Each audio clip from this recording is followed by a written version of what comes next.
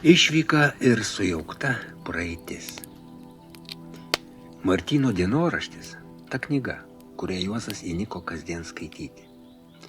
Dienoraštį jis skaitė ir į Vilnių vykdamas, ir iš jo grįždamas. Skaitė jau kelintą kartą, nedrįsdamas ką nors pasibraukti, tačiau mintinai išmokdamas tragedijos menančias eilutes.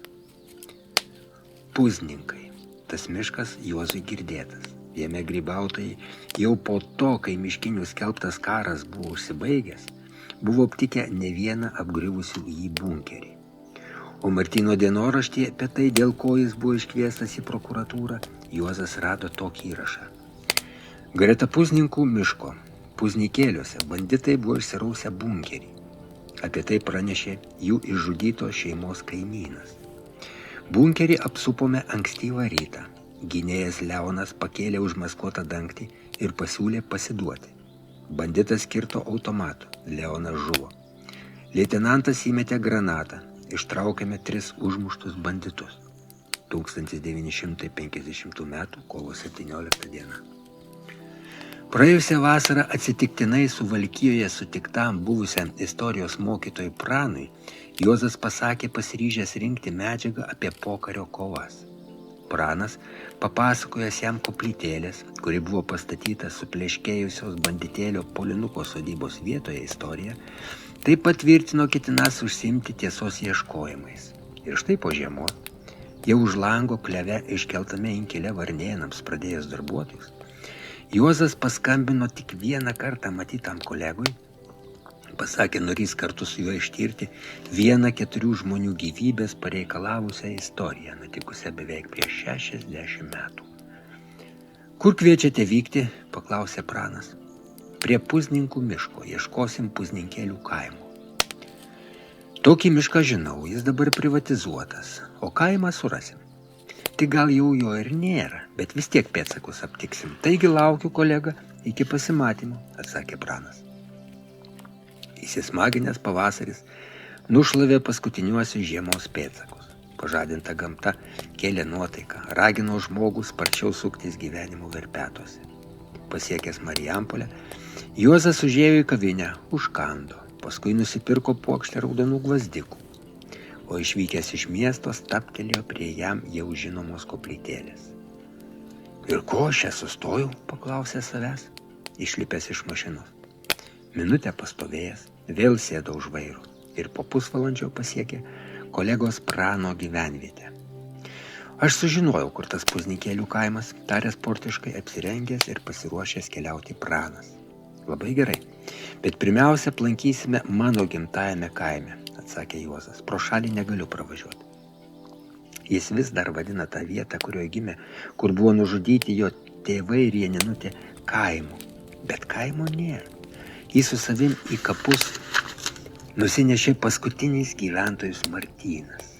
Jo troba su apgriuvusiais ūkiniais pastatais dar tebestovi, bet langus Kazys ūkiškai užkalė nuopjovom, o ant senų kirvarpų sukapotų laukujų durų pakabino didžiulę parūdijusią spyną.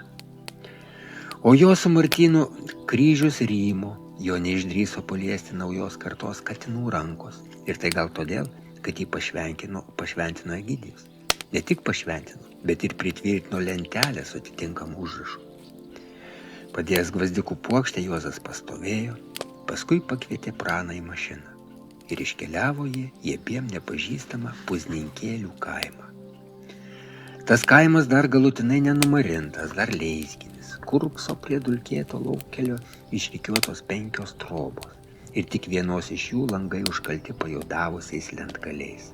Trobos senos, karo audrų ragavusios, viena matyt atnesutvirtinamų akmenų suresta, sukrypusi, vienu galu žemėn smunkanti, visos šiferių dengtos, bet ši danga samanų barzdom apžėlusių, kai kur skylės rodanti. Kas tose trobose glaudžiasi? Negi vien tik likimo valiai palikti senukai? Greta ošė miškas. Kai kurios pušys storulės, pernokusios, nudžiūvusiom viršūnėm, stiepėsi eglės, išsiskleisti ruošėsi sulai pritvinkę berželiai.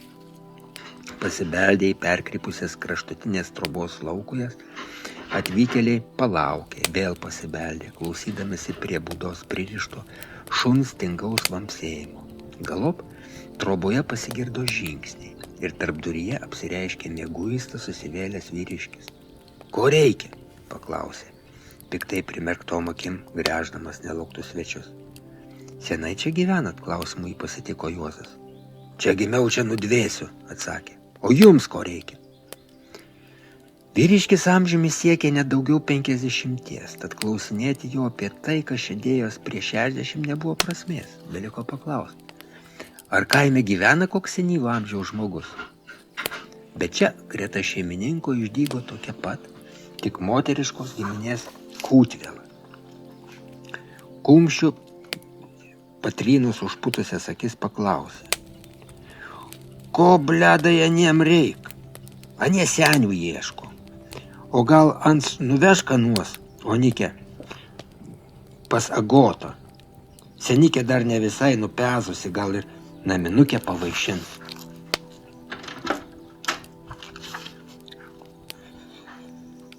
Iššokusi basas kojas į mėšlinus kaliošus ir užsimetusi ant galvos neaiškios spalvos karą, Onikė nuvedė juos prie sukrypusios trobos.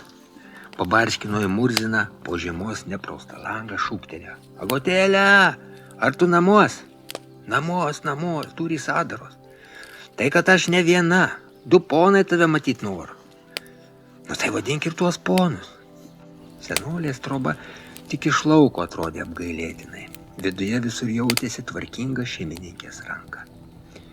Didelė krosnis puikavosi senoviškais kokliais aplipinta, blizgėjo kruopščiai iššluota asla. Guvi, mažutė Agotėlė stumtelėjo tėviams nedažytą, nukremštą suolą. Pati suraitė kojas po taburete prie krosnis, pasidomėjo. Iš kur, ponuliai, būsit? Kas iš kur, atsakė Juozas. Aš vos ne iš Klaipėdos, bičiulis Pranas iš Suvalkijos lygumų. Vaja, ir ko judai mūsų pakampį atsibaladojot? Ne į pakampį, o į kaimą, atsiliepė Pranas. Buvo kaimas, o dabar tik nuograuža liko, tęsė senutė. Tai ko, ponuliai, čia ieškot sumislijot? Juozas įdėmiai žvelgė į apvalų raukšlėtą lyg pernykštis obuolys Agotėlės veidą ir stengėsi suvokti, kiek jai galėtų būti metų. O ši, pasisukusi link juos atvedusios moters, metė. O tu, Onikė, galėjai, ponai su reikalu atvažiavot, atnėr ko tau vėpsot. Einu, pakilo ta, bet vakarą vėl tave aplankysiu. Kai moteris išėjo, Agotėlė paaiškino. Baisiai ilgą liežuvį Onikė iš savo močios paveldėjo. Jeigu ką sužino, tuoj po gretimus kaimus išnešioja, tad nėr ko mūsų šnekos klausytis. O koks reikalas ponus pas mane atginė? Mes girdėjom, kad 50-aisiais prie Puzninkų miško stribai buvo partizanų bunkerį aptikę, pradėjo Juozas. Jūs nieko apie tai nežinot? Vaja, kokius senus šėsus jų dominavojat, skėstelėjo rankom Agotėlė. Pamenu stribus, pamenu ir partizanus. Jauna tada buvau, su tėvais, broliais gyvenau. O apie tą bunkerį, gink dieve, nieko negirdėjau. O kas jūdu būsit? Stribų ar partizanų vaikai? Nei tų, atsakė Juozas. Tai tikrai nieko negirdėjot apie tą bunkerį, kuriame stribai susprogdino 3 partizanus. Negirdėjau, ponuliai, nieko negirdėjau, ėmė žegnotis Agotėlė. Jokių bunkerių prie mūsų nebuvo. O dar kas nors iš senesnių Puzninkėliuose gyvena? Paklausė Pranas. Nėr, ponuliai, senių nėr, kas išgaišo, ką vaikai pas save į miestus pasiėmė. Čia aš paskutinė senė krutu. Ir blikstelėjo mažytėm, giliai įsmigusiom akutėm. O gal naminukės paragausit? Skaidri kaip ašra ir stipri gyvatė. Naminukė tai gerai, atsakė Juozas, tik mes mašiną vairuojam. O ką iš tų senių, kuriuos, kaip jūs sakot, vaikai pasiėmė, mes dar galėtume rasti? Laurinuką pakalbėkit, atsakė Agnotėlė. Jis jaunystėje čia vaikus mokė, o dabar pas sūnų miestelį gyvena. Užeikit, ponuliai, in seniūnyje, ten mano anūkėlė Stasė raštingininkė pilnevoja, ji pamačiais anan surasti. Stasiai padėjus, vyrai lengvai susirado buvusį Puzninkėlių pradinės mokyklos mokytoją Lauriną Laurinaitį. Beveik 90 pasiekęs ir sunkiai vaikščiojantis senukas apsidžiaugė, kad jie aplankė nors ir nepažįstami, bet kolegos pedagogai.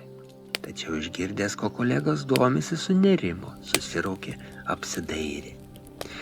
Jis gyvena su sūnaus šeima šio nuosavame 2 aukštų name. Turi savo kambarį, kuriame stovinti sekcija pilna knygų. Juozo žvilgsnis užkliuvo už Lenino raštų. Seno, netrukus po Salomėjo Nėries mirties išleisto poetės eilėraščių rinkinio. Kai atvedusi svečius pas senuką, jo marti išėjo, Laurynas tarė: apie tą bunkerį ir jo gyventojus galėčiau jums papasakoti, bet nežinau, kurioje barikadų pusėje jūs stovit. O kokiu tikslu jūs tą seną istoriją susidomėjot? Pirmiausia, apie barikadas, atsakė Juozas. Aš užaugau vaikų namuose, nes mano tėvus ir mažametą sesutę nužudė Katino vadovaujami miškiniai. Tie patys budeliai susidorojo ir su mūsų kaimyno Martyno Gibo šeima. Dabar, kaip žinot, pokaris heroizuojamas, tas tarybiniais laikais kalėjime sėdėjęs Katinas šiais laikais paverstas didvyriu, net valdžios pagerbtas. Mokyklose pats mačiau ir girdėjau vaikus melu maitinu. Katinas jau miręs, tačiau nerima kelia pokario įvykių klastojimas valstybės mastu. Palaukit, pertraukė Juozas Laurinaitis. Martynas Gibas man girdėtas. Ar jis nebuvo tada liaudies gynėjų gretose? Buvo. Už tai šeimos išžudimų ir atkeršio jam Katinas. Oi, vyručiai, be reikalo judu į tokius dalykus uodegas merkit, atsilošė sofoje ir įdėmiai pažvelgęs į Juozą tarė senukas. Negi nesuprantat, kad Lietuvą amerikonam diriguojant valdo miškinių atplaišos? Na gerai, aš jums galiu papasakoti ir apie tą bunkerį, ir apie jo gyventojus, bet kas iš to, kas toliau? Pasakokit, paragino pranas. Apie tai, kad karo metu sudegusios prie Puzninkų miško sodybos vietoje miškiniai įsirengė bunkerį, vargu ar kas iš Puzninkėlių kaimo gyventojų žinojo. Juolab, tie kovotojai už Lietuvos laisvę naktimis apsireikšdavo tolimesniuose vienkiemiuose. Juose apsirūpindavo maistu, nepanorusius pasidalinti paskutiniu kąsniu nužudydavo, tačiau į Puzninkėlius kažkodėl kojų nekėlė. Paskirtas pradinės mokyklos vedėjų Laurinaitis buvo perspėtas apie miškinių siautėjimus, mokytojų žudimus, tad apsigyvenęs medinėme mokyklos pastatėlyje, naktis praleisdavo rūsy, pro kurio mažytį langelį matėsi kaimynų kiemas ir visa vienintelė kaimo gatvelė. Nusileidęs į rūsį, dangtį iš vidaus užsikabindavo 2 dideliais kabliais, šviesos nedegdavo. Kur miega, niekas iš kaimo gyventojų žinot neturėjo.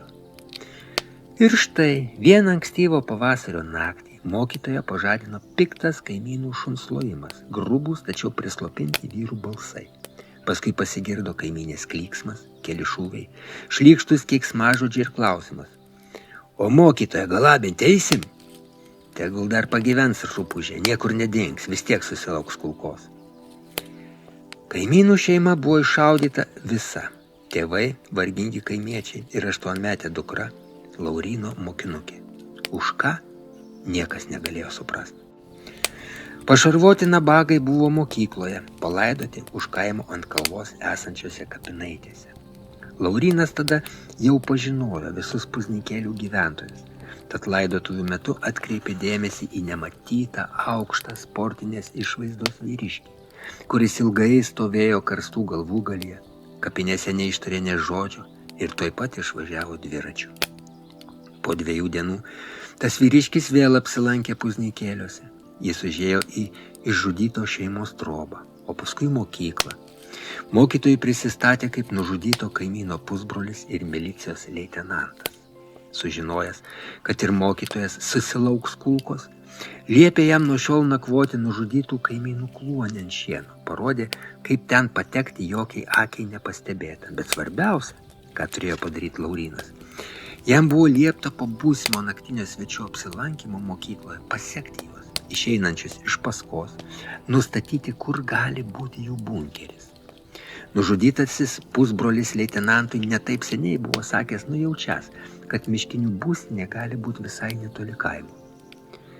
Ta diena mokytojas Laurinaitis suprato, kad turi būti labai atsargus. Vesdamas pamokas, jis vis pro langą mesdavo žvilgsnį link tolumoje dūluojančio miško, nes jo manimu nelaukti svečiai ir dienos metu galėjo apsilankyti niekino nesaugomajame kaime. Mokinukas jiems nieko neaiškino mokinukams, tačiau pasakė, kad jeigu pamokos metu suriks, bėgti lauk. Jie kuo greičiau turės nerti pro atgalinės duris, sutūpti už ilgo kaimynų klono, tylėti ir laukti, kol jis ateis. O budeliai atėjo naktį. Išgirdęs jų žingsnius ir tyliai tariamas kapotas frazes, Juozas pakilo, paslėpė šienę patalynę, nusliogė į tą vietelę, kurioje net įėję į klojimą banditai nebūtų jo radę. Išplėšė mokyklos laukės ir suvirtė į vidų, ateiviai ilgai baladojosi, matyt niekaip negalėjo patikėti, kad pastate nėra jokios gyvos dvasios. Kad tik nepadegtų, kartojo mokytojas, stengdamasis girdėti kiekvieną garsą. Miegojus ant šieno nenusirengęs ir nenusiavęs batų, tad buvo pasiruošęs svečiam išeinant palydėti juos į mišką, prisidengdamas vėsios pavasario nakties tamsa. Išeidami jie garsiai keikėsi ir mokytojai, nematančiam jų nugarų, nesunku buvo sekti iš paskos. Netrukus Laurynas suprato, kad eina jie link sudegusios sodybos, kurios šeimininkai 44-aisiais kartu su vėjamais naciais išdūmė naujos laimės ieškoti. Staiga įsivyravusi tyla mokytojai pasakė, kad jo medžiotojai nėrė po žemę. Kur? Jis nebejojo, jog bunkeris buvo įrengtas būtent čia, po vis dar degėsiais nuklota sodybvietė. Ankstyvą rytą atėjęs į mokyklą, mokytojas aiktelėjo. Sudaužytos, sudraskytos buvo vaizdinės priemonės. Ant nuo sienos ant grindų numesto Stalino portreto pakakota. Apkakojo svečiai ir mokytojo stalą. Atrodė, jog jie apsilankė tą gamtinę bjaurastį keletą dienų kaupę. Pakėlęs dangtį suprato, jog ir Rusija jie pabuvojo. Ir čia viską sujaukė, apvertė. Taigi šią slėptuvę pasinaudot Laurynas daugiau nerizikavo. Artimiausias naktis vėl praleido klojime ant šieno. Šiaip taip sutvarkęs klasę ir pravedęs pamokas, kaip buvo pažadėjęs leitenantui, nukeliavo į apylinkę, paskambino jam. Bunkeryje tupėję 3 miškiniai granatos skeveldrą sugavo jau kitos dienos rytą, tačiau jų likvidavimo metu žuvo ir liaudies gynėjas. Padėkojęs senukui už išsamų pasakojimą, Juozas paklausė: ar jums žinomas likimas to milicininko ir miškinių likvidavime dalyvavusių liaudies gynėjų? Vienas žuvo, Martynas Gibas, kaip sakiau, nesenai mirė, o dar 2. Tas milicininkas vėliau žuvo susirėmime su miškiniais, o kas buvo tie 2 gynėjai, nežinau. Nežinomi man jų likimai, sakė Laurinaitis. O kas buvo tie bunkerį tupėję, paklausė iki šiol tylėjęs pranas. Vienas buvo susikrūvinęs rankas su naciai šaudydamas žydus. Kitas nėrė į mišką nenorėdamas tarnauti tarybiniai kariuomeniai. O jų vadeiva buvo kilęs iš to paties Puznikėlių kaimo, buvęs smetoniškas karininkas. Beje, Puznikėliuose dar kruta jo jauniausiai sesuo, galite su ją pabendrauti. Ar tai ne Agotėlė, pasidomėjo pranas. Ji. O iš kur jūs žinot? Taigi mes pas ją buvom, net naminukės į mums siūlė. Na ir apie jūs iš jo sužinojom, atsakė Juozas. Tačiau apie tą bunkerį teigė nieko negirdėjus. Kodėl? O ar jie žino, kad būtent jūs pranešėt milicijai apie bunkerį, kuriame slėpėsi brolis? Nežino. Niekas nežino. O jums, kolegos, pasakiau ne tik todėl, kad prieš save pamačiau tiesų ieškančius žmonės, bet dar ir todėl, kad aš esu ligonis ir dienos mano suskaičiuotos. Patylėjęs, Laurinaitis tęsė. Tuo, kad jos brolis buvo miškinių vadeiva, jai dabar galėtų didžiuotis. Tačiau tylėti verčio kaimo atmintis. Brolio žygdarbį, išžudant Puznikėliuose Višinskų šeimą, vis dar primena kaimo kapinėse pastatytas paminklas su atitinkamu užrašu. Tragedijas prisimena ir rudenimis atvažiuojantys kapų patvarkyti aukų giminės. O jų yra nemažai.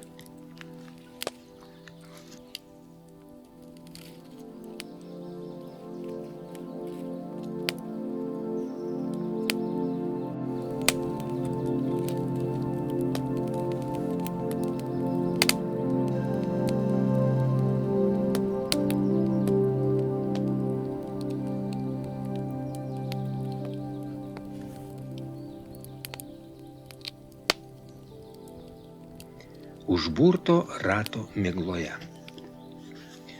Palinkėję Laurinaičiui nepasiduoti senatvės negandoms, kolegos suskato sėsti mašinų. Virš galvų pravirkti sumanė pritvinkę debesėliai. Kaip manote, pranai, paklausė Juozas. Ar verta sugrįžti ir dar kartą pakalbinti Agotą? Dėl brolio? Taip. Manau, ji nieko mums nepasakys, atsakė pranas. Turiu kitą pasiūlymą. Važiuojam pas mane į namus, supažindinsiu su žmona. Išsamiau pasikalbėsim. Tinka? Tinka. Tapau pensininku, man nėra kur skubėti. Prano žmona Birutė pasitiko svečią malonę šypseną, kuri puošė jos dar senatvės raukšlelių nepaliestą veidą. Apkūnė, nedidukė. Ji vikriai padavė Juozui kudlotą šliures ir pakvietė į kambarį prie jau paruošto kukliam pobūviui stalo. Juozas suprato, kad pranas nutaikęs momentą buvo skamtelėjęs žmonai, tačiau pasistengė sutikti svečią tinkamai. Štai tokiuose rūmuose mudu ir stumdomės, tarė Birutė. Žinoma, vaikus juose auginti buvo gana sudėtinga, bet dabar 2 kambarių mudviem visiškai pakanka. Susipykstam, tai vienas į vieną neriam, kits į kitą, susitaikom virtuvėje prie arbatos. Jūs čia rimtai? Juokauna mano žmonelė, įsiterpė pranas. Tai mano Birutėlė mėgsta pašposavoti ir abiem akutėm pažaist, ypač kai dailų vyriškiai pamato. Na ir tu, tėvai, nepiešęs, visada randi kaip atsilygint. Kai išgėrė, kaip buvo pasakyta, už įdomų ir turiningą susitikimą, kai užkando, pranas paklausė. Ar teko Juozai skaityti buvusio Tiesos žurnalisto Edvardo Uldukio knygą be paliaubų? Ne. Ar seniai išleista? Na, prieš keletą metų. Ir apie kągi? Apie Lietuvos partizanus. Ir buvęs Tiesos darbuotojas be jokios abejonės, dar ir kompartijos narys panoro pokario partizanus išgarbinti. Nesupratot manęs, bičiuli? Ne apie miškinius, kuriuos mudu nelinkę vadinti partizanais eina kalba. Uldukis išleido knygą apie tarybinius partizanus, kurie kovojo prieš nacius. Ir jam pavyko tokią knygą išleisti dabar, nustebo Juozas. Įdomu. Žinoma, kad įdomu. O įdomu dar ir tai, kad knyga buvo parašyta tarybiniais laikais. Tačiau tada autoriai jos išleisti nepavyko. Knyga tikrai verta dėmesio. Ir aš jums mielų norų duosiu ją paskaityti. Tačiau dabar noriu atkreipti dėmesį iš tai, ką. Pasirodo, visais nacių okupacijos metais Žemaitijoje aktyviai veikė Stasio Norvydo suburtas lietuviškas partizanų būrys.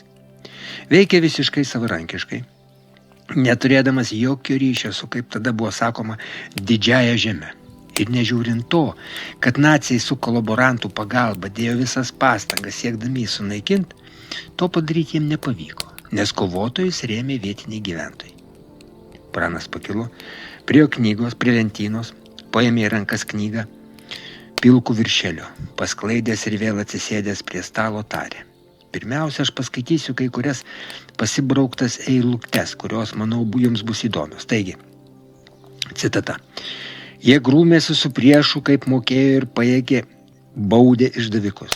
Savaip tiesa bausdavo, prilupdavo, nuginkluodavo ir paleisdavo prisagdinę daugiau niekad nebetarnauti amžiniesiems lietuvių tautos priešams. Tokia buvusi griežta nuostata. Mūsų tauta yra labai maža, todėl naikinti reikia tik okupantus, o jų talkininkus lietuvius auklėti. Ar teko, Juozai, tokių dalykų girdėti? Nu, tikrai ne. Tai va knygoje prašoma, kaip partizanai karšė kailius visokie vokiečiams tarnavusiam lietuvaičiam. Nekartą karšė net kelnes nubauvė ir be jų paleidė. Ir tai ypač verta dėmesio. Kodėl? Ogi skaitau dar vieną ištrauką, daug ilgesnę. Deja, visiškai kitokia nuostata veikia priešingoje barikadų pusėje. Iki šiol nieks nežino, kur budeliai užkasė Žarėnuose tautiečių nukankintą sužeistą Juozą Gruzinską. 1944 metų vasarą vokiečių karinė vadovybė siuntė prieš Medingėnų partizanus Žarėnų vanagų kuopą, kuriai vadovavo buvę Lietuvos kariuomenės karininkas Juozas Venslauskas. Vėliau tardymo organams papasakojo apie Hitlerininkų suplanuoto ir mūsų tautiečių rankomis įvykdytos baudžiamosios operacijos rezultatus bei aukas. Kelias sudegintas žemdirbių sodybas, girtų sargybinių sušaudytus belaisvius. Kurį laiką partizanas Benas Lukošius vadovavo Žarėnų Valsčiaus milicijos skyriui. Netrukus, užleidęs šias pareigas atsiųstam vidaus reikalų karininkui, tapo liaudies gynėju. Beno žmona jau neatsigavo po hitlerininkų kankinimų, greit mirė, vaikus prižiūrėjo kaimynai, o Lukošius vis dar ėjo ginkluotos kovos keliu. Kartą milicijos leitenantą Jaroslavą Bžecką, Beną Lukošių, jo bendražygį Antaną Vitkų ir jaunutę mokesčių inspektorė Adelė Janušaitė, apsistojus nakvoti Kegų pradinėje mokykloje, apsuko ginkluoti vyrai. 4 narsuolių gynėsi labai sumaniai ir drąsiai. Užpuolikai suprato, jog gyvų nepavyks jums paimti, todėl padegė mokyklą. Apsutieji žuvo ugnyje. Eidami tarnybos pareigas nuo pasalūniškų šūvių žuvo finansų skyriaus darbuotojas Kostas Munkevičius ir apylinkės sekretorius Kostas Kasperavičius. Žiauriai buvo nukankintas beginklis valstietis Jonas Čepika. Ramiai dirbę žemę savo vienkiemėje jau senyvi broliai Pranas ir Stasys Kasperavičiai vieną naktį sulaukė nekviestų svečių, kurie čia ir surenkė šiurpę kruviną puotą. Krito nušautas iš pasalų valstietis Kazys Urnikas. Nejučia kyla klausimas, už ką? Negi vien už tai, kad slogiais hitlerinės okupacijos metais jie nepakėlė svetimšalių priespaudos ir paėmė į rankas ginklą? Baigęs skaityti, Pranas užvertė knygą ir pridūrė. Tai va, Stasio Norvydo vyrai okupantų pakalikus baudė diržais. O šie vokiečius išvėjus išdūmė miškus ir ėmė žudyti tuos, kurie jų pasigailėjo. Tik jis kūrą davė. Ir kas dabar didvyriai? Žinoma tie, kurie saviškių žudė. Kai Pranas patylėjo, prabilo Birutė. Perskaičiau šią knygą ir aš. Labai įdomi. Ir ypač reikalinga dabar. Tačiau, dėja, ji neprieinama daugeliui skaitytojų. Kodėl, paklausė Juozas. Matote, vyras gal nesakė jums, kad aš dirbu knygyne ir žinau, kokiais keliais atkeliauja knygos. Žinoma, šaunu, kad šiais laikais nesudėtinga išleisti knygą, reikia tik pinigų turėti. Tačiau knygų, kurias autoriai išleidžia savo lėšomis ir neprestižinėse leidyklose, knygynai neima. Bibliotekos ir jas tokių knygų keliai sudėtingi. Taigi, išleidęs knygą autorius dabar jos platinimu turi rūpintis pats. O tuose platinimo keliuose pilna kliūčių. Na, o jeigu sugrįžti prie šios Uldukio knygos, tai, manau, rimtas kliūtis jos platinimui daro jos pagrindinė tema. Ar ne taip, Pranai? Tu visiškai teisi, Birutėlė.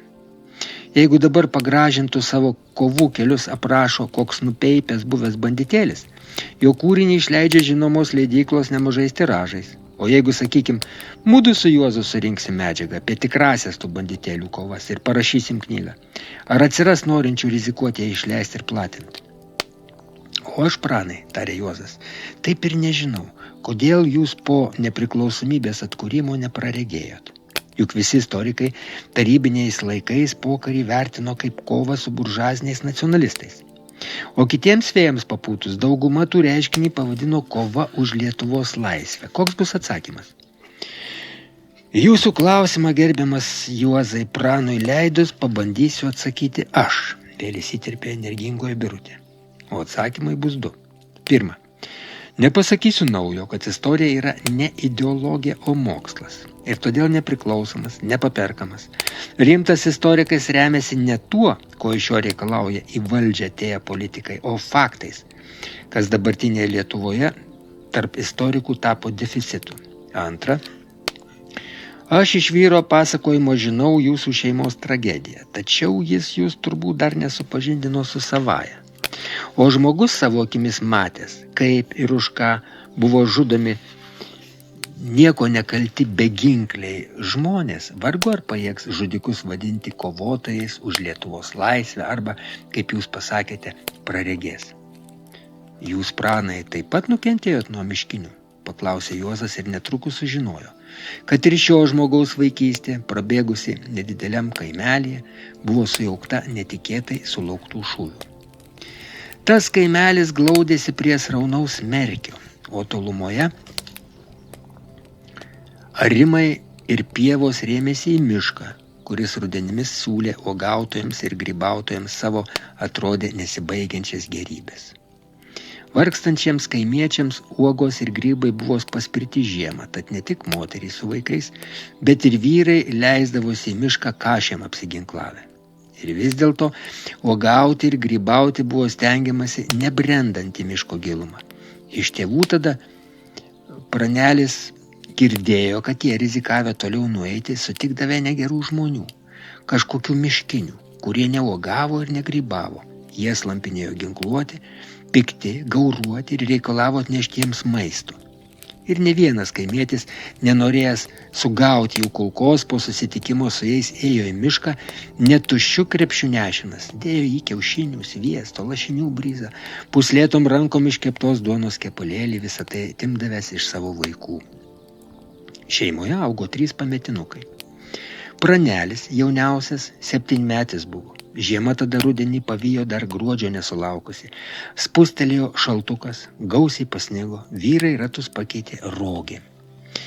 Lyg ir ketino iš ankstymo žiemos dar pasityčiot atodrėkis, bet jis kažkur užstrigo, o gal ir iš vis atsisakė savo sumanimų.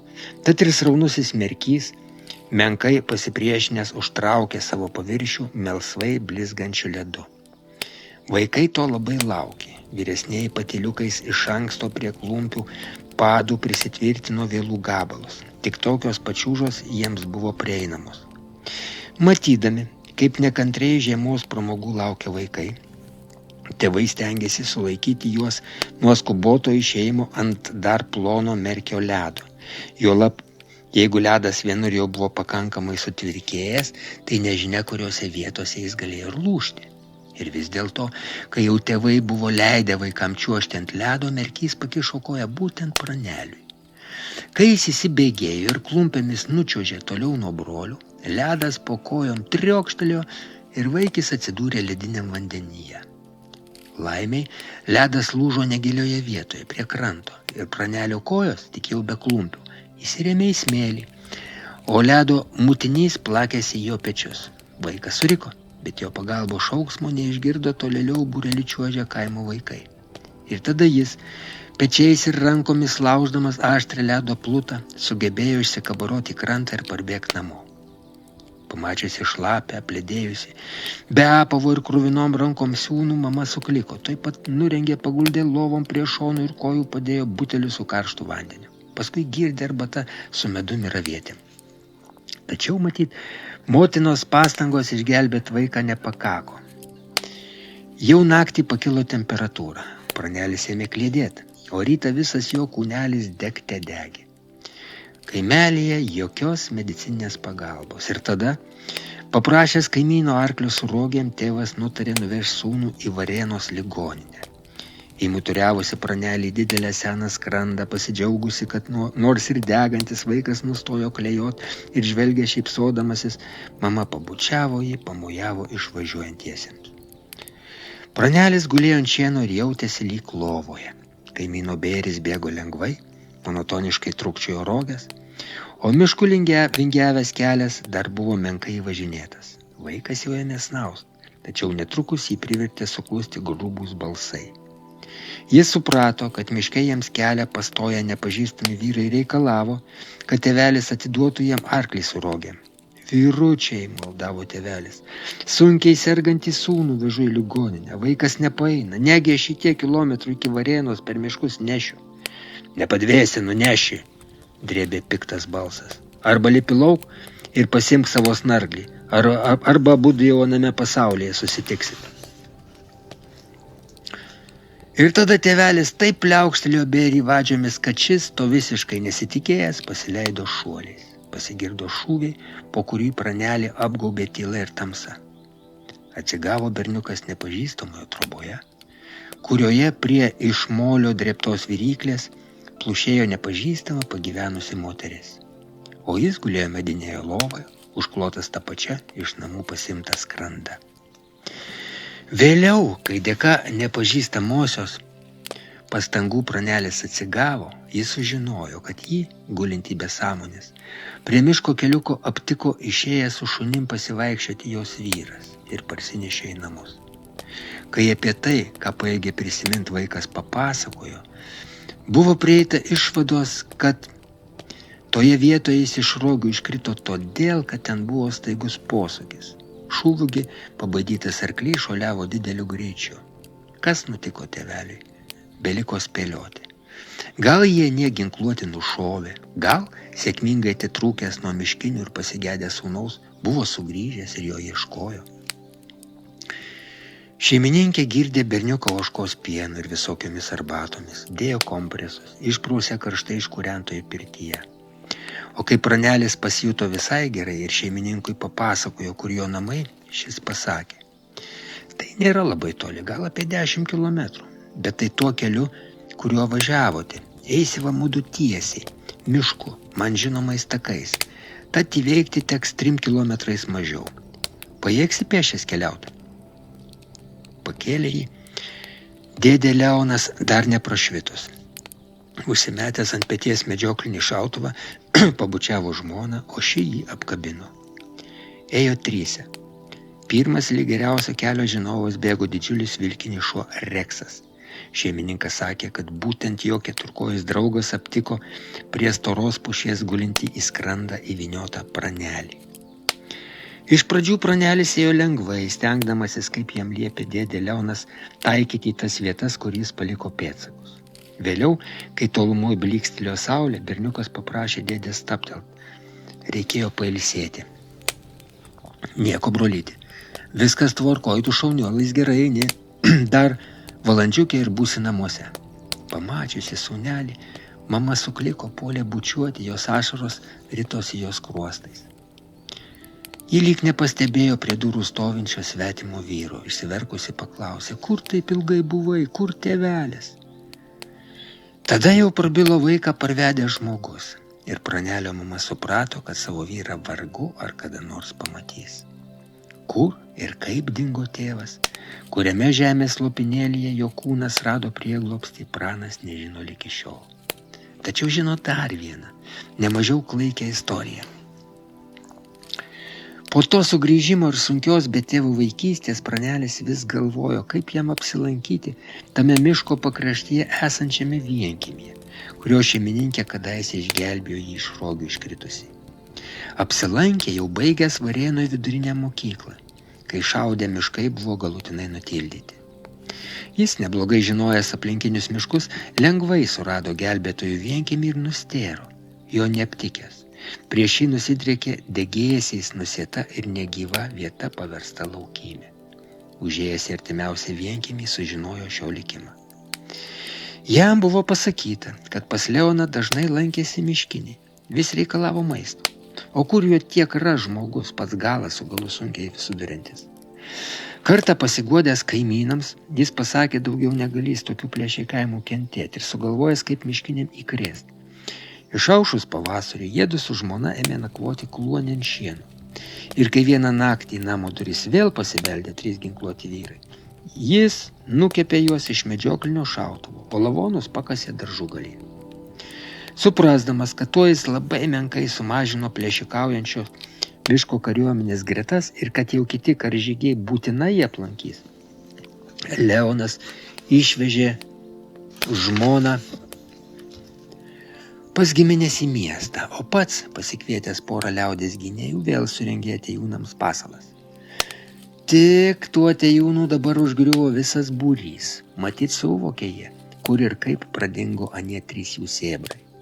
Ir apsupo žalčiai ne namo, būtent kluoną, kuriame snausdami jų laukė 3 vyrai. Apsupo taip tyliai, kad net Reksas suvėlavo vamtelt. Kad susiremta buvo ne juokais, kaimynams pasakė ilgai netilę šūviai. Kiek jie pareikalavo aukų, liko nežinoma.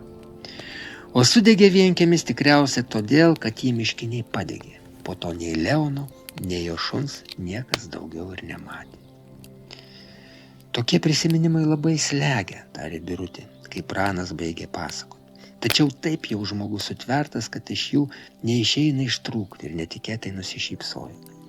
Man, moteriškiai, Nelabai patogu vyrus raginti, bet gal dar taurelės pripildykim ir pakelkim. Kaip sakoma, gyvenimas vis tiek rieda pirmyn ir nuo jo atsilikti nevalia. Ir pripildė, ir išgėrė.